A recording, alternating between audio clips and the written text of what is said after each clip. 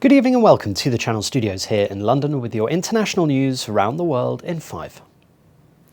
Ukraine's president says he hasn't seen any evidence of a supposed Russian troop withdrawal on the border of his country. Volodymyr Zelensky said he had heard many statements about troops returning to bases, but not actually seen it happening. It's after Russia's defense ministry published a video that it said showed a column of tanks and military vehicles leaving annexed Crimea across a railway bridge, adding that some troops would also return to their permanent bases. Ukrainians have raised national flags and played the country's anthem to show unity against fears of an invasion. The yellow and blue banner fluttered outside schools, hospitals and many shops to mark Unity Day, a holiday President Volodymyr Zelensky created earlier this week. There are calls for clarity over Prince Andrew's role in public life and how he will fund a financial settlement after settling the US civil sexual assault case brought by Virginia Giuffre. The Duke of York agreed to pay an undisclosed sum as part of the settlement and accepted Miss Giuffre had suffered as a victim of abuse. He made no admission of liability and has always denied the allegations. American lawyer Lisa Bloom said it was a huge victory for Miss Giuffre. Police in the US state of New York say a young girl who went missing in 2019 has been found alive in a secret room under a staircase. Paisley Schultes, now 6, was discovered in a house in the town of Sagittarius. She was found in a tiny room under a staircase. She is in good health and has now been reunited with her legal guardian and older sister. Her non-custodial parents have been charged with custodial interference and endangering the welfare of a child. Heavy rain, flooding and landslides have left at least 34 people dead in the Brazilian city of Petrópolis. The scale and force of the flooding, shown here with 2 buses surrounded by debris, washed up in one river that had seen torrential waters the day before.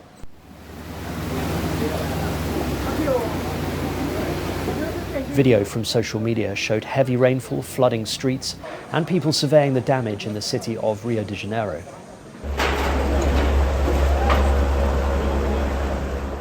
One report said 259 millimetres of rain fell on the city within 6 hours, more than the monthly average for February. Canadian rescuers are still searching for survivors after a Spanish trawler carrying 24 people sank off the eastern coast of Canada.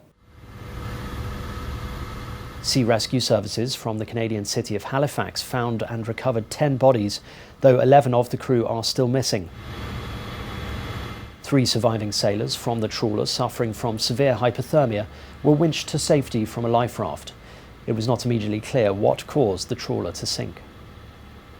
Al-Shabaab militants have attacked several police stations and security checkpoints in Somalia's capital Mogadishu, a show of force as the nation prepares for a much-delayed presidential election.